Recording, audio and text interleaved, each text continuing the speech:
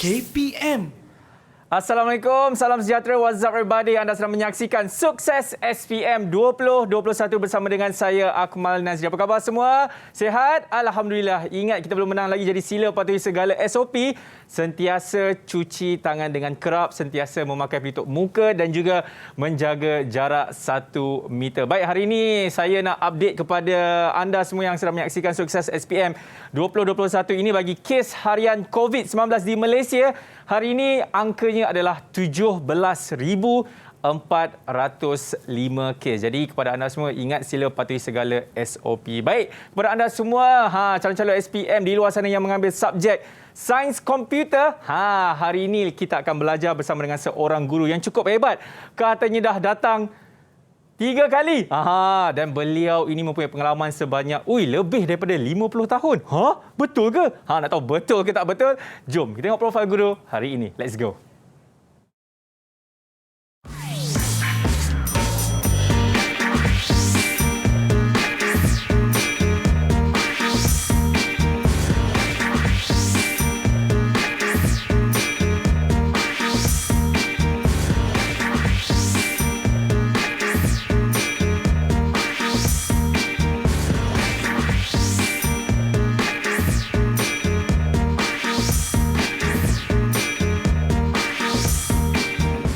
Itu dia nama yang diberikan Cikgu Faridah. Assalamualaikum. Assalamualaikum. Sihat Cikgu? Alhamdulillah. Ya, ini yang saya katakan tadi, pengalaman sebanyak bukan 50 tahun tapi 13 tahun.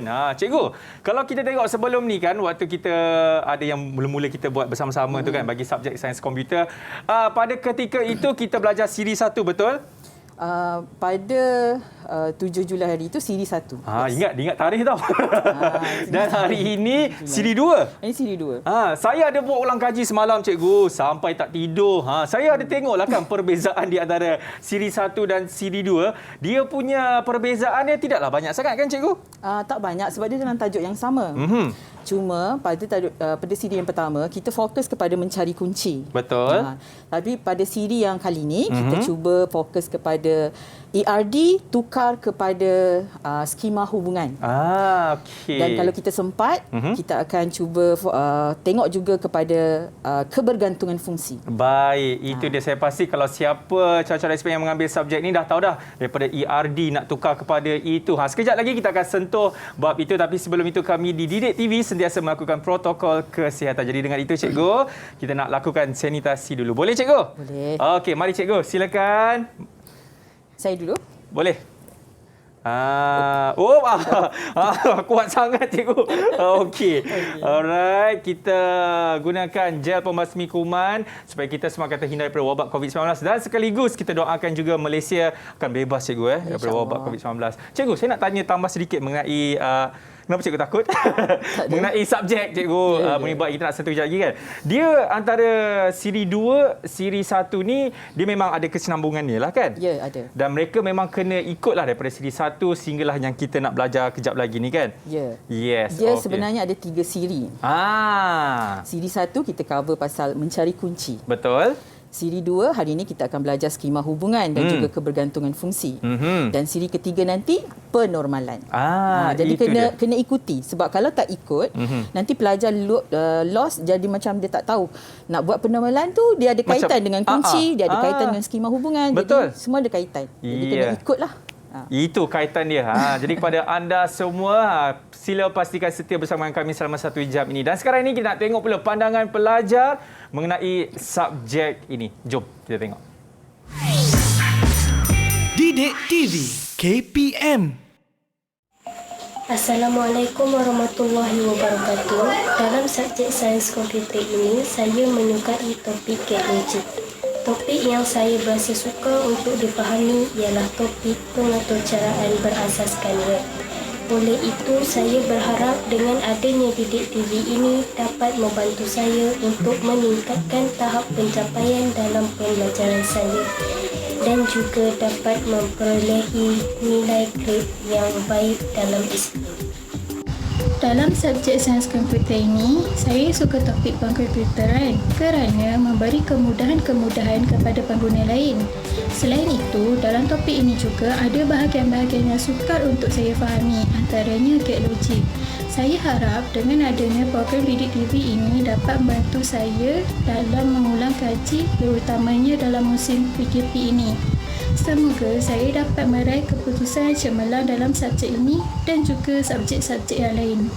Saya mengambil bidang sains komputer. Saya paling meminati bab pengkomputeran dalam bidang sains komputer.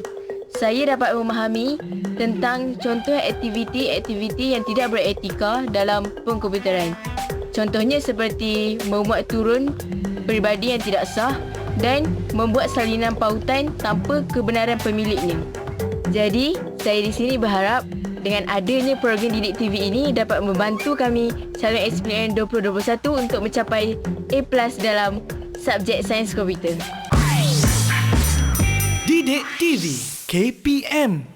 Itu dia pelajar-pelajar cemerlang kita yang memberikan pandangan mereka bagi subjek sains komputer ini. Baik, kita nak berhenti rehat dulu. Selepas ini, kita akan mulakan pembelajaran kita dalam subjek sains komputer selepas ini dalam Sukses SPM 2021. Didik TV KPM.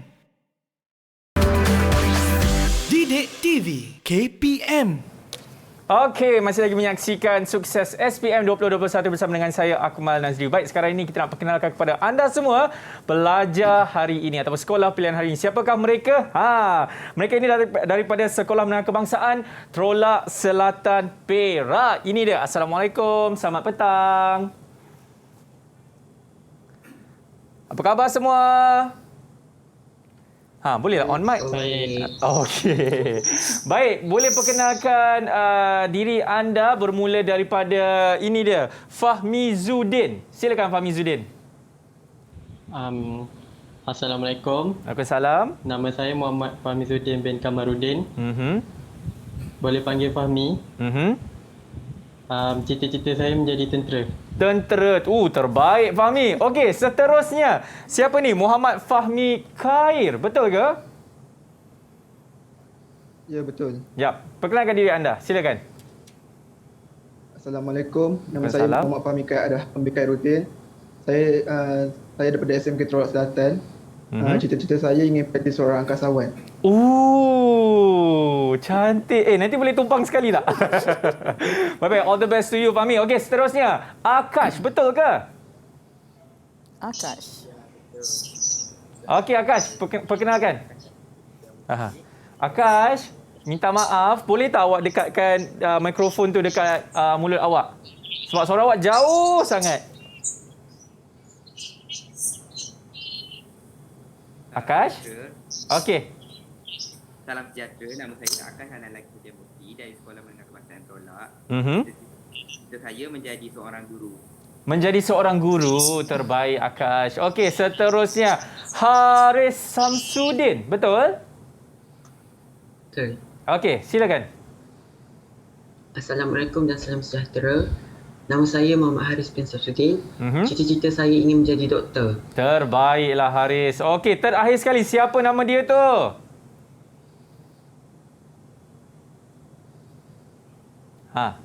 Yang belakang green screen ke apa tu? Assalamualaikum dan salam sejahtera. Nama saya Fazrul Aswad bin Muhammad Saiman dari Sekolah Menengah Kebangsaan Trolak Selatan. Cita-cita saya nak jadi cikgu. Jadi cikgu. Okey, tidak kira apa cita-cita anda semua, nak jadi cikgu ke, nak jadi angkasawan ke. Yang penting sekarang ni, pada petang ni saya nak semua pelajar-pelajar ni bersemangat. Boleh ke? Boleh? Senyumlah sikit, senyum sikit. Ini masuk TV tau, bukan sedang nak masuk TV. Okey, ini dia antara pelajar-pelajar kita yang akan bersama dengan cikgu dan juga anda di rumah. Jadi tanpa membawa masa lagi, ayo kita mulakan bagi subjek Sains Komputer bersama dengan Cikgu Farida. Bismillahirrahmanirrahim. Silakan Cikgu. Bismillahirrahmanirrahim. Terima kasih Akmal. So kita hari ini kita akan belajar, kita sambung balik beberapa minggu yang lepas kita belajar tentang pengkalan data siri 1 iaitu mengenal kunci, tapi hari ini kita nak belajar tentang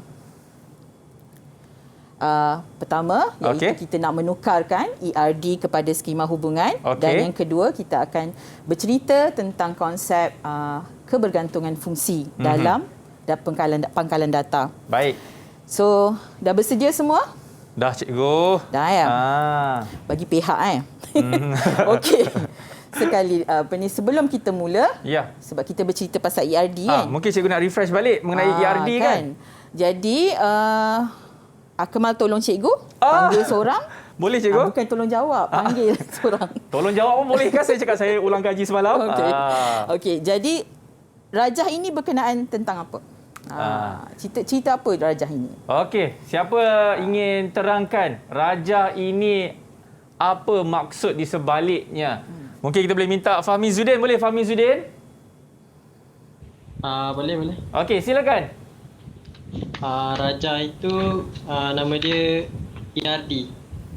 Entity Relationship Diagram. Bagus. Entity Relationship Diagram ataupun nama singkatan dia ERD. Betul. Yang saya sebut ERD tadi ialah Entity Relationship Diagram. Itu dalam bahasa Inggeris. Kalau dalam bahasa Melayu, rajah perhubungan entiti ataupun rajah hubungan entiti. Okey. Kemudian ini perkara paling penting lah. Sebelum nak jawab skema hubungan, kena faham dulu tentang rajah ini.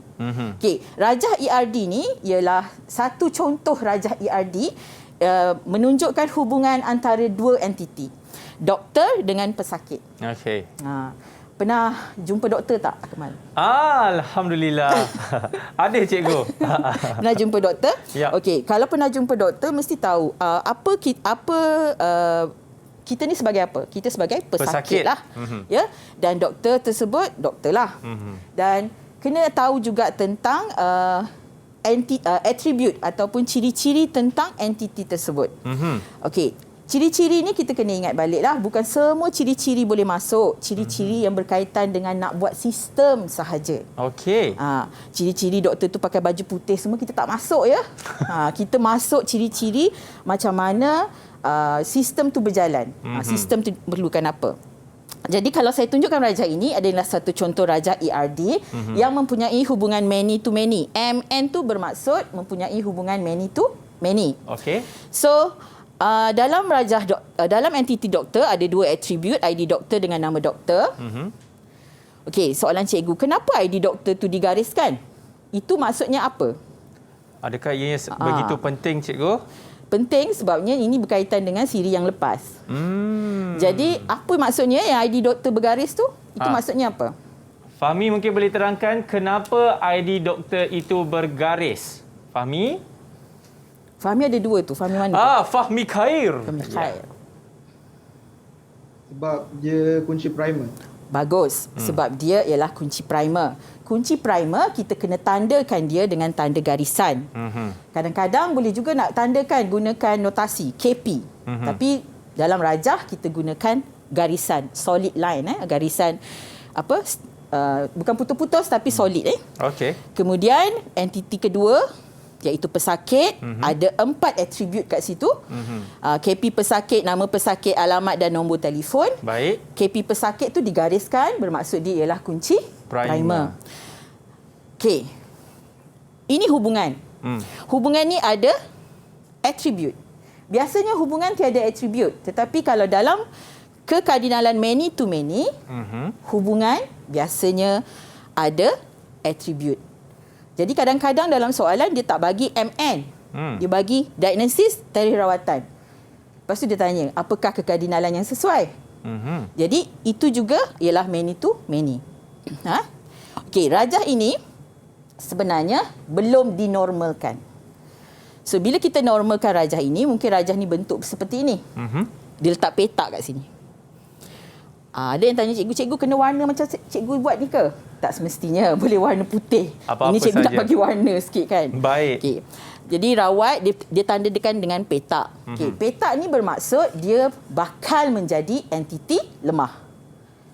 Entiti juga tapi dia lemah. Kenapa dia lemah? Sebab dia terpaksa bergantung kepada doktor dan pesakit baru dia jadi entiti. Dan bila kita normalkan, ni kira dah comel lah. Bila kita normalkan, dia akan jadi bentuk macam ini. Okey. Okey, gambar rajah yang pertama, yang kedua dan yang ketiga, semuanya merujuk kepada perkara yang sama.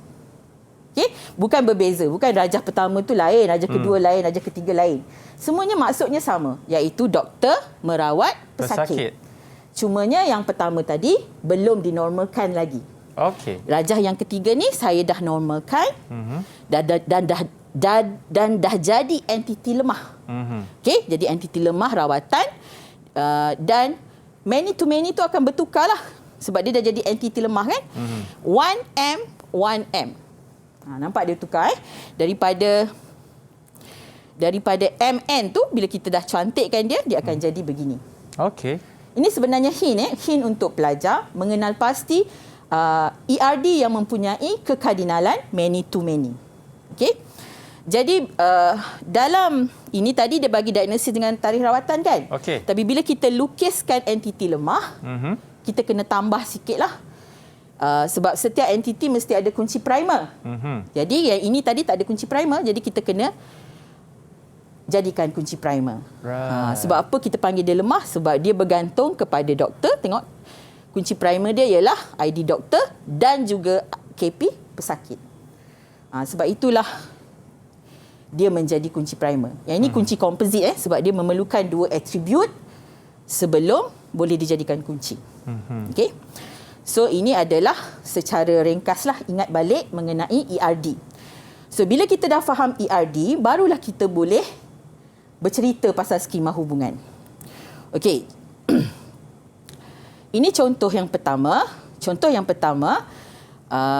Soalan contoh satu tapi kita kena baca soalan ni sebenarnya panjang, dia situasi. Tapi oleh kerana kita masa singkat, cikgu ringkaskan situasi tersebut. Okey. Situasi tersebut ialah murid meminjam aset dari makmal komputer. Maksudnya sistem ini ialah sistem murid meminjam barang, meminjam aset daripada makmal komputer. Dan dia dah bagi entiti dia dah bagi. Okey, atribut pun dia dah bagi. Cuma dia nak suruh lakarkan ERD. Maksudnya lakarkan rajah hubungan entiti. So bila kita nak lakarkan, kita kena tengoklah di sini. Kita kena tengok sebelum kita nak melakar.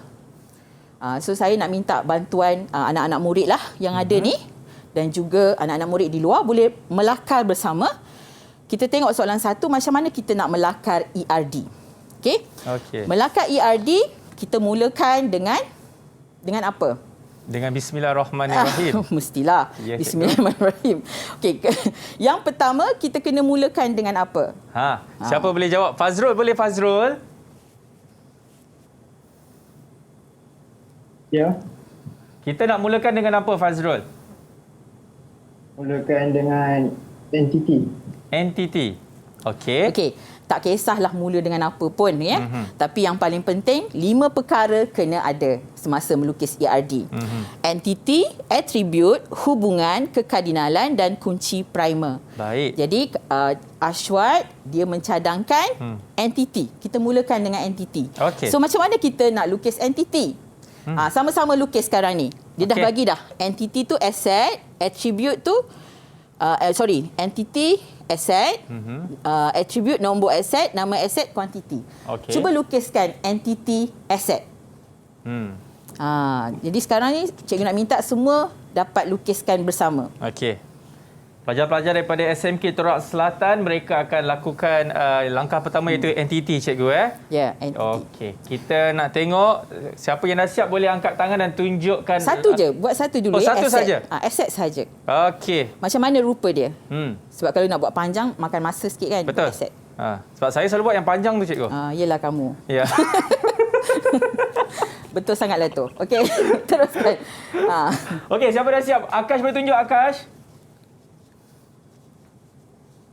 Akash. Oh, belum lagi. Okay. Akash masih lagi membuat lakaran. Buat aset saja ya. Buat aset saja ya, kawan-kawan. Sambil-sambil tu cikgu pun nak buat lah. Sama tak lukisan cikgu dengan lukisan kamu? Kalau entiti rupanya segi 4 tepat Okey. Aset. So, attribute lukiskan. Ini ada berapa? Ada 3. Buat siap-siap. Yang mana dalam tu kuantiti, nombor aset. Okey, sebab dia ada garis, kamu garislah. Ya? Kemudian nama aset. Okey. Dan kuantiti. Okey. Adakah rupa lukisan murid semua sama tak macam lukisan cikgu? Okey, cikgu dah siap. Pelajar-pelajar dah kita tengok. Cikgu, diorang lukis ke diorang buat apa? Diorang lukis apa sebenarnya ni? Saya takut jadi kucing. Mari kita tengok lukisan tunjuk saja yang aset. Yang aset saja dulu, kawan-kawan. Okey, boleh tunjuk? Okey. Itu dia. Baik, ni dia. Okey, saya perhatikan ada beberapa lukisan tu dia dah tunjuk cantik. Cuma dia terlupa nak tandakan apa? Yang bergaris ni. Yang bergaris tu. Nama apa yang bergaris tu? Kunci primer. Tengok ada kat mulut tu dah ada dah. Tapi kena buat Okey. Sebab ini pun markah ya. Kadang-kadang kita buat 3 ni tak ada tanda kunci primer, jadi markah dah hilang 1. Rugi besar kan? Baik. Cikgu, saya perasan Akash dah yang menulis aset saja. Kalau macam tu, kita nak kira markah macam mana pula? Okey. Macam Akash boleh tunjuk lagi sekali kat Akash, dekat kami semua. Dia tulis entiti saja kan? Ya. Jadi, katalah pelajar menjawab entiti saja. Attribute dia lupa nak lukis. Baik. Markah bagi attribute hilang. Alamak. Rugi kan? Okay. So, biasanya soalan macam ni, markah bagi attribute dia lagi banyak daripada markah daripada entiti. Sebabnya, tengoklah dia ada 3. Banyak kan? Ya. Kalau kata tertinggal 1, maksudnya macam dia bagi 3, mungkin kita dia tak tertinggal 1 lah. pun akan kurang markah 1. Jadi kita kena complete lah. Sebab tu kena baca soalan tu, kena betul-betul teliti. Baik. Supaya kita memenuhi soalan. Baik. Cikgu, kalau saya nak tambah satu soalan kepada cikgu, ianya memang kena buat satu kotak 4 segi sebegitu rupa ataupun mungkin boleh buat bentuk geometri yang lain, cikgu? Okey. Bulat ke, 3 segi ke? Tak apalah, Akmal tak ambil pangkalan data kan? Ya, cikgu. Orang pangkalan data dia kena faham ya. Okey. Iaitu bila sebut je 4 segi tepat, itu merujuk kepada entiti. Okey. Kalau buat segitiga, tak belajar pangkalan data. Okey. Itu perbezaannya, cikgu. Itu perbezaannya. Ingat. Jadi rupanya kena betul-betul. Okey. Ramai pelajar dia bertukar antara attribute dengan entiti. Dia buat entiti yang ini. Yang bulat. Bulat. Dan attribute 4 segi. Ada juga. Okey. Markah hilang tak? Hilanglah. Sebab tidak tidak orang panggil apa? Tidak menepati ciri-ciri. Apa yang yang ditanya oleh dikendaki sebab soalan. entiti tu 4 segi tepat. Okey, sentiasa ingat kalau entiti 4 kotak, segi 4 yang tepat, sama, yang lain tu dia bulat-bulat, betul cikgu? Bukan bulat bujur kan? Elips. Elips. Okey. Seterusnya cikgu, kita dah tahu entiti, kita dah buat aset. Selepas itu sepatutnya tadi tengah cikgu cerang tadi kamu pun dah boleh buat dah murid dengan pinjaman. Okey. So, murid dengan pinjaman dah boleh buat. Cumanya, bagi soalan macam ni, pangkalan data ni sebenarnya, sebelum kita nak bina satu sistem ataupun nak mereka bentuk rajah ni, kita perlukan pengalaman. Kalau kita tak ada pengalaman, kita tak tahu pun apa sistem tu nak sebenarnya. Macam doktor dengan pesakit tadi kan, yang first. Kalau tak pernah jumpa doktor, tak tahu. Pengalaman dia. Sebabnya daripada pengalaman, kita tahu macam mana kita nak bentukkan dia punya aliran kerja. Okay, sama juga dengan pinjaman. Dalam pinjaman ini, murid meminjam aset. Okey. Bukannya aset pinjam murid Murid pinjam aset dan aset dipinjam oleh murid. Okey. Jadi aliran tu kena fahamlah. Jadi aliran yang seterusnya ialah murid. Jadi kamu penuhkanlah, cikgu tak nak penuhkan kan, sebab yang menjawab soalan kamu. Jadi apa nak kena isi ni? Okey. Dan juga hubungan. Entiti yang ketiga, pinjam. Kalau tak biasa dengan pinjaman, kan? Tak biasa dengan pinjaman, dia akan faham bahawa murid pinjam, maksudnya pinjam dekat bawah, lepas tu murid dengan aset. Maksudnya murid ni yang duduk tengah. Jadi sebab tidak faham aliran dia. Okey. Sebenarnya aliran dia ialah murid pinjam. Dia ada ni. murid buat pinjaman, dia ada hubungan kat sini, murid buat pinjaman dan pinjaman tu ada dah berterabur di situ kan. Dah ada aset. Jadi one many. Tapi seperti cikgu cakap lah, semuanya kena ada pengalaman. Sebab itulah penting ya pelajar-pelajar yang ambil sains komputer ni tahu aliran-aliran yang ada dalam sekolah. Seperti pinjam barang, pinjam buku, pendaftaran, co-curriculum. Supaya mereka faham konsepnya. Sebab soalan dia akan berkaitan kepada persekitaran sekolah. Dia tak akan bagilah sampai doktor pesakit tu. Dia macam tak adil sebab murid bukan semuanya biasa dengan keadaan di luar. Tapi macam mana pun tengok soalan projek. Contohnya macam soalan projek tahun yang sebelum ini berkaitan tentang hotel. Jadi mereka kena keluar buat interview. Jadi soalan itu mungkin akan keluar juga. Jadi projek nanti kena ambil peduli. Baik. So projek tahun ni mereka mencipta kuis. Ya, mereka mencipta kuis online. Baik. Pelajar kita ni hebat, Akmal. Sistem ni biasanya pelajar degree dengan diploma je kan. Tapi budak form 5 pun dah boleh bangunkan. Buat kuis online. Buat kuis online, budak boleh jawab, boleh dapat markah terus. Jadi kena ambil pedulilah ya dalam awak punya SPM tu, projek SPM, sebab mungkin soalan yang berkaitan tentang kuis akan ditanya. Okey. So, cikgu ringkaskanlah. Cikgu ringkaskan contoh soalan satu tadi. Beginilah lukisan dia. Ramai yang keliru di mana nak letak murid. Dan nak juga letak tengah asset. ke, nak letak tepi. Tapi ini semua sekali lagi cikgu cakap berdasarkan pengalaman. Kena ambil tahulah, kena ambil peduli. Jadi murid, ini sebenarnya asal dia ialah murid pinjam aset. Yang ini entiti lemah. Okey. So, selesailah satu lukisan ERD. Cerita nak buat skema hubungan kan, ni lukisan pula. Cikgu kena cerita dulu sebab takut lupa kan. Daripada lukisan ini barulah kita tukarkan kepada ERD. Baru kita tukarkan kepada ERD. Baru kita tukarkan kepada skema hubungan. Tadi dah ERD, kita nak tukarkan dia kepada skema hubungan. So cikgu tunjuk dulu, masing-masing ikut Sambil-sambil itu buat juga ya. Buat sebab cikgu tunjuk satu, cikgu nak tengok yang satu lagi. Okey. Cikgu mulakan dengan skema hubungan yang pertama. Aset. Aset, cikgu salin je balik. Aset, huruf besar.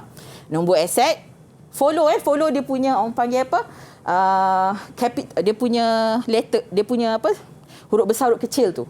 Dia kena follow Nombor aset, sebab dia garis, so kita letak KP. Kuantiti, nama aset. Okey, cikgu dah siap satu. Jadi, boleh tak buat yang pinjaman dengan murid? Kita minta siapa? Kita minta Haris. Haris, macam mana nak buat skema hubungan untuk pinjaman? Yang mana kita nak ke dalam bentuk skema hubungan. Skema hubungan, Haris? Cikgu tanya Haris, yang lain pun buatlah Haris boleh on mic, Haris?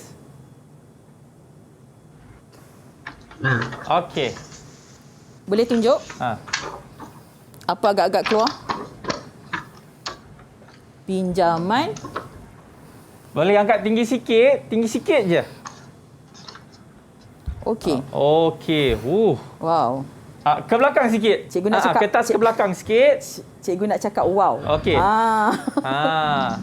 Sebabnya lengkap cikgu dia buat cikgu. Sebab dia dah menjawab sebenarnya soalan ini. Okey.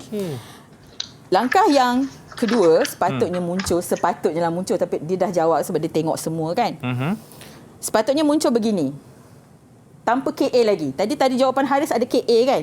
Ada kunci asing. Jadi jawapan dia sepatutnya belum ada KA. Sebab kita baru belajar, kita tengah belajar kan. So kemudian barulah kita buat yang untuk murid pula. Okey. Dan daripada mana munculnya KA tadi? Sebabnya daripada kekardinalan ini. Okey. Kalau ini saja tak cukup ya. Sebab bila kita buat skema hubungan, entiti, atribut, hubungan, kekardinalan dan kunci primer kena ada juga. Okey, sekarang ni kita baru memenuhi 1, 2 dan 5. Entiti, atribut dan kunci primer. Belum lagi ada hubungan dan kekardinalan.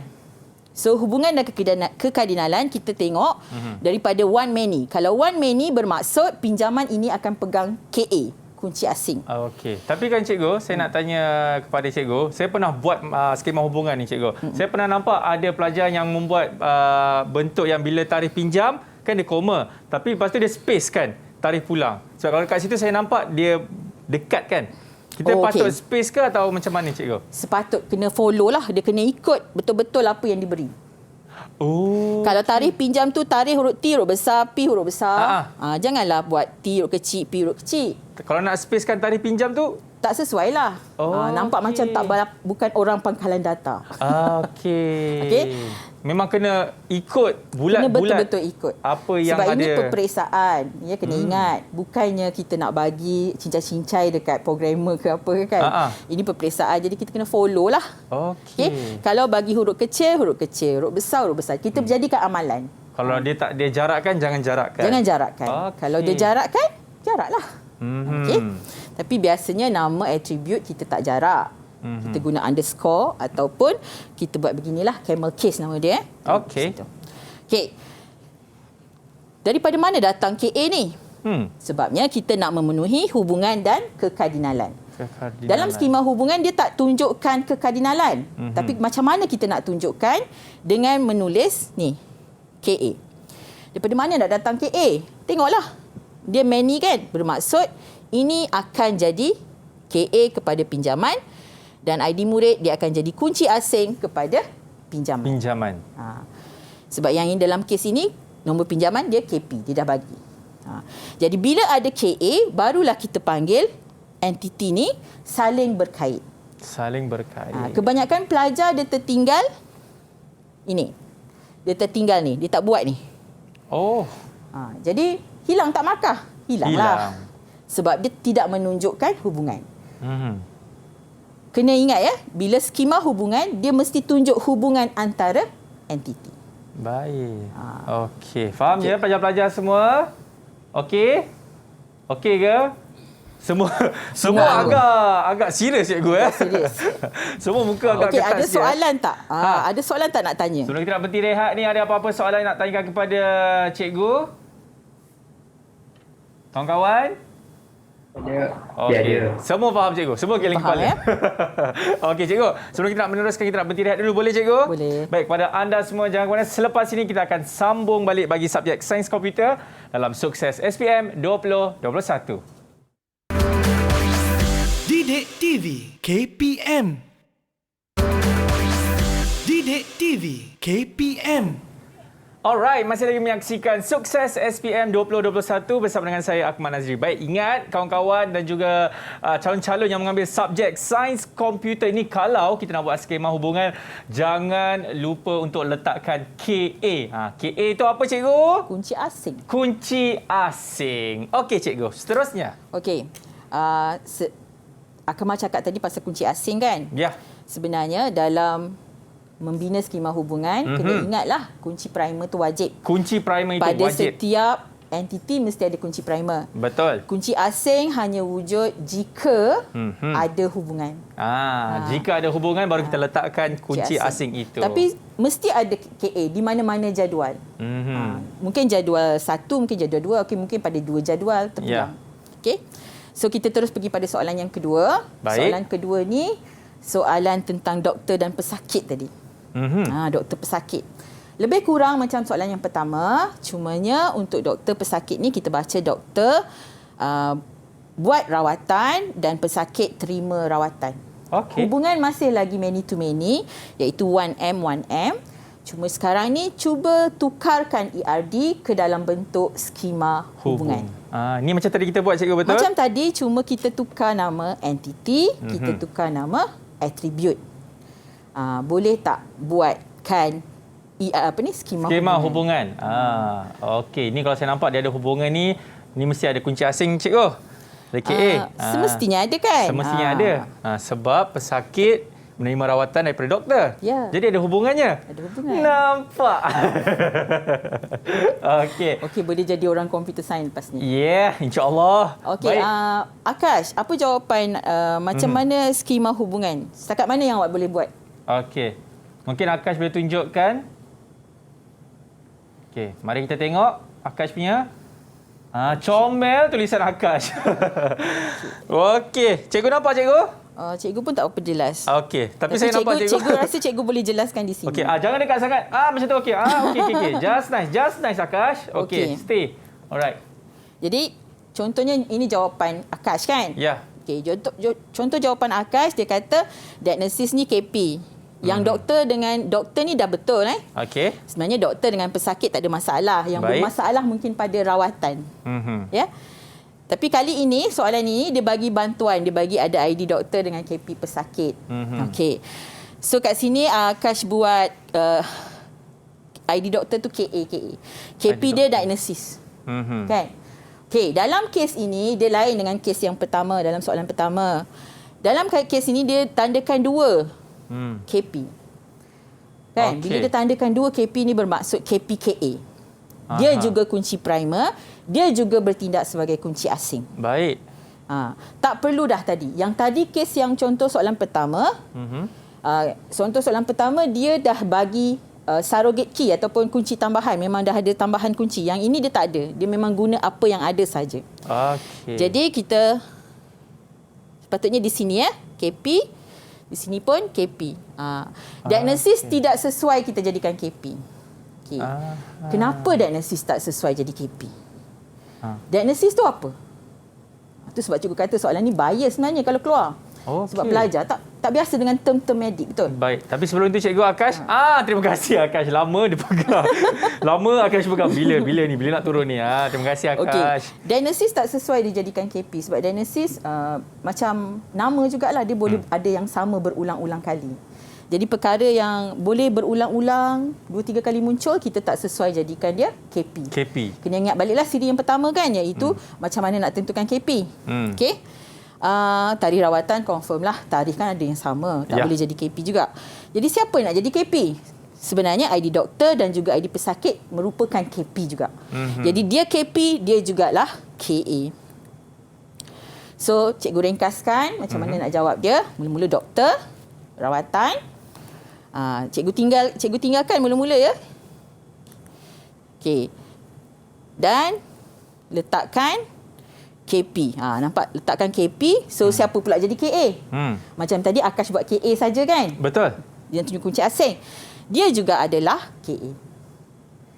Dia KP dan KA. Okey. Dia juga KA. Dia juga KA, KP, KA. Tapi sebenarnya macam tak berlogik lah. Ini macam seolah-olah pesakit itu dengan doktor tu boleh dirawat sekali saja. Sekali saja seumur hidup dia. Tapi itu cerita lain lah. Kita tengok cerita atas data dia. Okay. Kemudian kita pergi kepada ataupun yang ini boleh buat, ini pun kita boleh buat. Kita buat, jadikan dia kunci tambahan. Itu saya panggil kunci tambahan. ID rawatan. Ni tak ada dalam soalan. Ada tak ID rawatan kat sini? Tak ada kan? Tak ada. Macam kes Akash tadi, dia buat KA. Itu dah betul. Okay. Cuma KP je kurang tepat. KP dia boleh 2 cara. Pertama, kita boleh buat macam ni. Jadikan KP. Ataupun cara begini. Ada surrogate key. Okey. Cikgu nak cakap dia ada 2 situasi. Ini sesuai digunakan semasa amali. Kalau buat projek amali untuk peperiksaan, sebab dia orang ada kertas 1, kertas 2 kan. Untuk kertas 2 sangat sesuai guna yang bawah. Macam yang saya tunjuk ni. Tapi kalau dalam periksa, jangan tambah attribute. Kenapa, jadi cikgu? kena jawab macam ini. Jangan tambah ID rawatan sebab dalam soalan tak ada ID rawatan. Oh ya. Okey, dapat tak? Ya, kena ingat 2 sebab dia orang terlibat dengan 2 ni.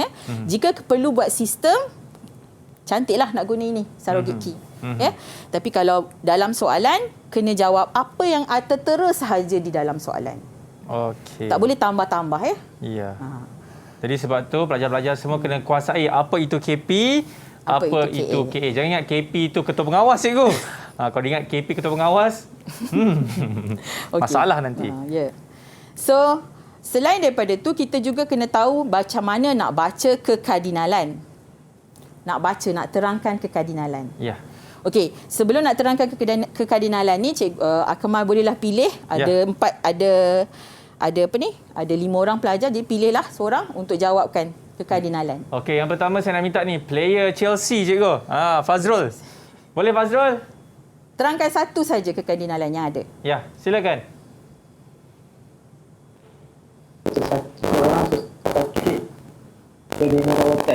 Seorang pesakit akan menerima rawatan. Seorang pesakit akan menerima rawatan, cikgu. Seorang pesakit akan menerima banyak rawatan. Nampak tu M? Banyak rawatan. Okey, itu satu. Okey, satu lagi? Satu lagi. Dia ada banyak Ya. Kita minta Fahmi Khair boleh? Fahmi Khair. Seorang pesakit boleh menerima banyak rawatan. Seorang tadi dah jawab dah.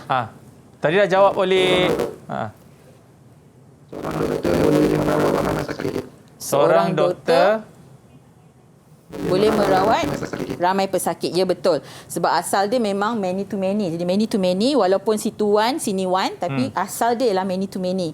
Seorang doktor boleh rawat ramai pesakit, seorang pesakit boleh dirawat oleh ramai doktor. Jadi kita dah pecahkan. Jadi antara kekardinalan yang boleh kita baca seperti inilah ya. Seorang doktor boleh membuat banyak rawatan. Ini kita baca jelas direct. Seorang pesakit boleh menerima banyak rawatan. Seorang doktor boleh merawat ramai pesakit. Okay. Dan seorang pesakit boleh menerima rawatan daripada ramai doktor. Ayat tu tak ada masalah. Cuma nak gambarkan dia one many. Tu je Okey. Kita pergi kepada soalan ini tuliskan skema hubungan. Okey, baik cikgu. Ni sebelum kita nak pergi ke soalan contoh 4 ni kan cikgu kan. Kita nak berhenti rehat sekali lagi. Boleh cikgu? Boleh. Alright, pada anda semua yang berada selepas ini kita akan sambung balik bagi subjek Sains Komputer dalam Sukses SPM 2021. Didik TV KPM. Didik TV KPM. Okey, good luck. Good luck kepada anda semua yang mengambil SPM tahun ini cikgu 2021 ini, insya-Allah agar semuanya akan dipermudahkan. Amin. Okey, kita masih lagi bersama dengan cikgu kita, Cikgu Faridah dalam subjek Sains Komputer. Cikgu, apa cikgu nak kongsikan lagi kepada calon-calon SPM di luar sana cikgu? Silakan. Okey, tadi kita bercerita pasal ERD skema hubungan kan? Betul. Okey, sekarang ni kita masuk pula dalam tajuk yang kedua iaitu kebergantungan fungsi. Baik. Okey, sebelum kita nak menjawab kebergantungan fungsi ni, kita kena faham dululah ada 3 jenis kebergantungan fungsi. Iaitu yang pertama kebergantungan fungsi sepenuh, separah dan juga transitif, ya. Jadi kena tahulah maksud dia antaranya yang X ni ialah bergantung kepada salah satu daripada atribut kunci dalam jadual. So bila berlaku atribut-atribut bergantung kepada salah satu daripada kunci, salah satu, separa, separa. Ini merujuk kepada separa. Okey, separa iaitu kebergantungan fungsi separa. So bila bergantung kepada kesemua atribut kunci dalam jadual, ini kita panggil kebergantungan fungsi sepenuh. Okey. Maksud kena jelas, kena hafallah sikit ya. Dan berlaku apabila atribut bergantung kepada atribut biasa yang lain dalam jadual. Ini kita panggil transitif. Ya, transitif. So, itu antara maksud tentang kebergantungan fungsi. Okey, sekarang ni kita nak tentukan pula kebergantungan fungsi sepenuh, separa dan transitif berdasarkan dalam jadual. Perkara ni penting ya, sebabnya dalam kertas 2 projek SPM ini merupakan penilaian dalam fasa 2. Pelajar kena mantap menjelaskan dengan sejelas-jelasnya apakah fasa 1 1NF, 2NF, 3NF, dan kena bercerita juga tentang kebergantungan fungsi. Kalau tak cerita, markah dia hilang banyak berbelas-belas markah hilang. Jadi kena berceritalah tentang fungsi sepenuh, separa tadi. Selain dia tahu maksud, sekarang kita tentukan mana satu jadi sepenuh, mana satu jadi separa dan mana satu jadi transitif. Okey. Jadi kita tengok kat sini, dalam kes ini ID murid dan kod mata pelajaran menjadi KP. Kita kena kenal KP dulu kunci primer. Bila dia jadi kunci primer, Bermaksud kunci primer ni kunci komposit ya. Kita tukarkan posisi dia ke depan. Ini amalan cikgu ya. Kunci primer kita letak bahagian depan. Okey. Okey. Okey, baik. Kita letak bahagian depan. Jadi, cikgu, ini dia. Kawan-kawan kita. Assalamualaikum. Muncul. Kita nak minta kawan-kawan kita untuk menjawab soalan ini, betul cikgu? Boleh. Okey. So, bagi kes ini, kebergantungan fungsi sepenuh, boleh bacakan tak? Macam mana kita baca kebergantungan fungsi sepenuh di sini? Siapa nak baca? Mungkin Fahmi Zudain Kamarudin. Penuh saya sebut nama dia, macam mana cikgu. nak baca ni? Ya, silakan. ID murid dan kod mata pelajaran menentukan markah dengan grade. Okey, bagus. Menentukan markah dan grade. Itu cara kita membaca kunci. Kunci iaitu ID murid dan kod mata pelajaran dapat menentukan markah dan grade. Okey, tapi itu baca dia. Macam mana nak baca kebergantungan fungsi? Okey, kita baca kebergantungan fungsi ada dua cara. Boleh baca dengan ayat ataupun boleh lukis. So kita boleh tunjuk kat sini bahawa markah bergantung kepada ID murid dan kod mata pelajaran. Itu cara dia. Pertama Okey. So kita tengok selain daripada tu bolehlah nak tukar markah ni grade pun boleh. Tapi masa kita melukis satu je kita tunjuk. Kita tak tunjuk markah dengan grade, markah grade semua kita tak tunjuk. Kita tunjuk satu je. Satu saja. Okay? Mewakili semua mewakili. markah. Okey. Dan kadang-kadang pelajar mungkin tertukar. Dia tertukar anak panah. Dia buat macam ni. Oh, ada juga? Ada juga. Boleh ke tidak? Boleh ya? Boleh. Cuma cara baca dia lain lah. Okay. Cara baca dia lainnya. Itu ID murid dan kod mata pelajaran menentukan markah. Dan dia macam ayat kan? Dia pasif, aktif kan? Dia cara ayat dia. Jadi cara baca dia. Tapi dua-dua kita terima. Okey. Bukan salah ya? Okay. Yang penting ada anak panah. Jangan tak ada anak panah. Baik. Okey. Dan kalau separa pula, dalam masa yang sama, kena ingat ni dalam masa yang sama, dalam jadual yang sama ni, ada kebergantungan fungsi separa. So, apa maksud separa? Maksudnya dalam masa yang sama, ada satu atribut yang boleh menentukan atribut yang lain. Atribut kunci yang boleh menentukan atribut yang lain. Tadi atribut kunci dia yang ini kan, ID murid KP, dia tentukan markah dan grade. Tapi dalam masa yang sama, dia juga, kunci ni, dia boleh tentukan nama murid dan jantina. Jadi, ini kita panggil, situasi ini kita panggil kebergantungan fungsi separa. Iaitu sebahagian daripada kunci ataupun satu daripada kunci dia ni dapat menentukan nama murid. Iaitu nama murid ni bergantung kepada ID murid sahaja. Okey. Ini kita panggil separa. Jadi kita boleh gantilah nama murid ni, boleh ganti nama murid, jantina. Okey. Transitif pula ialah di mana nama mata pelajaran, ID murid dan nama guru ni boleh ditentukan oleh kod mata pelajaran. Sama jugalah ya. Iaitu separa. Tadi separa dekat ID murid kan. Ini separa dekat kod mata pelajaran boleh menentukan nama mata pelajaran. Ataupun nama mata pelajaran bergantung separa kepada kod mata pelajaran. Cara baca tu pun kena ada. So, apa yang cikgu cakap tu sebenarnya ya penjelasan, justifikasi yang kena tulis. Dia bukan, di sini cikgu tak tulis lah, tapi kena tulis, kena definisikan dalam projek nanti. Okey. Transitif pula. Transitif ialah atribut bukan kunci. Tengok ya. ID guru bukan kunci, tapi dia juga boleh menentukan nama guru. Jadi, kita buatlah macam ni gambar ajar dia. Nama guru boleh tentukan ID, bergantung kepada ID guru. Okey. Ini secara rajah lah. Biasanya dalam soalan, dia suruh lukiskan. Lukiskan kebergantungan fungsi ataupun berikan justifikasi. Mungkin kadang-kadang pelajar tak keluar ayat. Tak boleh nak tulis, tak ada idea. Jadi, gunakan lukisan. Tidak ada masalah. Tidak ada masalah dengan harapan dapatlah markah. Biasanya tak dapat markah penuh lah. Kalau dia nak justifikasi mesti ada ayat. Tapi dengan adanya gambar, boleh membantu pelajar membina ayat. Membina ayat. So, yang tadi ialah kebergantungan fungsi. Separa, sepenuh, separa dan transitif. Bagi kes yang kedua, mana satu kunci primer? Boleh? Boleh cikgu, boleh. Seorang. Akash, kita minta Akash boleh ke? Boleh Akash? Boleh. Okey, silakan Akash. Kunci primer dia ID guru. Kunci primernya adalah ID murid. Terkejut cikgu awak sebut ID guru. Sebab tak ada kat sini. Okey, Akash memilih terima kasih Akash. Akash memilih ID murid. Mungkin ramai yang akan cakap, kenapa tak ada, bukan ID murid, ID kelas ataupun ID persatuan? Sebenarnya ID murid sudah memadai menjadi kunci primer sebab dia dah unik.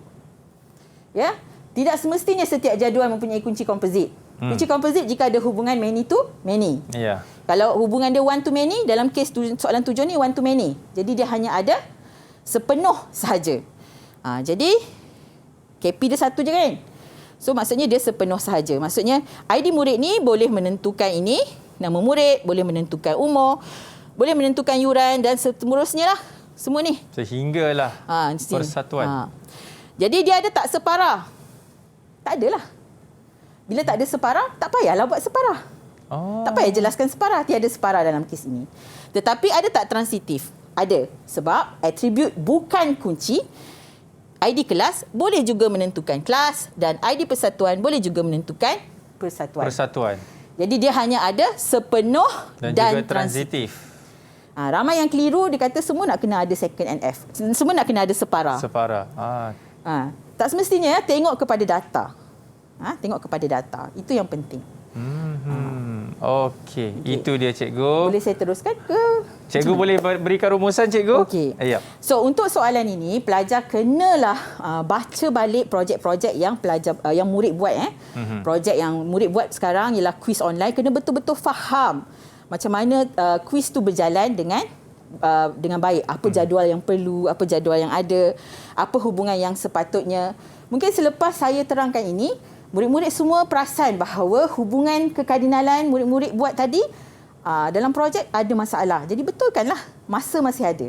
Mereka ni sedang menjalankan projek sebenarnya tingkatan 5 sehingga bulan Disember. Jadi masa masih ada. Jadi boleh betulkan. Baik. Okey, jadi terima kasih banyak kepada Cikgu Faridah kita di atas ilmu yang cikgu curahkan kepada anda semua, diharapkan dapat membantu anda sewaktu hari SPM nanti. Dan juga kita ingin ucapkan terima kasih kepada pelajar-pelajar kita daripada Sekolah Menengah Kebangsaan Trolak Selatan Perak dan kepada anda juga. Baik, kita akan berhenti di sini dan selepas ini kita akan belajar bagi subjek produksi reka tanda bersama dengan saya Akmal Aziz. Kita jumpa lagi cikgu. Terima kasih. Assalamualaikum. Bye-bye. Stay safe. Bye guys.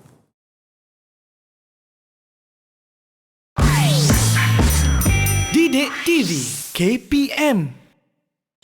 Assalamualaikum dan selamat sejahtera. Saya Cikgu Sadiah Syari ingin mengucapkan selamat maju jaya kepada semua calon SPM 2021.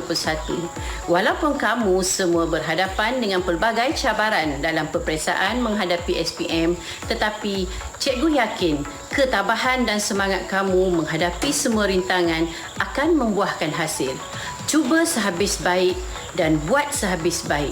InsyaAllah, semoga kejayaan mengiringi kamu semua. Assalamualaikum warahmatullahi wabarakatuh. Saya Puan Ainul Huda binti Ayub, ibu kepada Iman Nur Aini binti Nur Hafsyam dari SMK Trolak, mendoakan agar Iman dan semua calon SPM 2021 seluruh Malaysia akan dapat menduduki peperiksaan dengan baik dan seterusnya berjaya dalam SPM nanti. Gunakan masa yang ada sebaik mungkin dan jagalah kesihatan sepanjang pandemik COVID-19 ini. InsyaAllah didoakan semoga Allah memudahkan urusan kita semua. Amin ya Rabbal Alamin.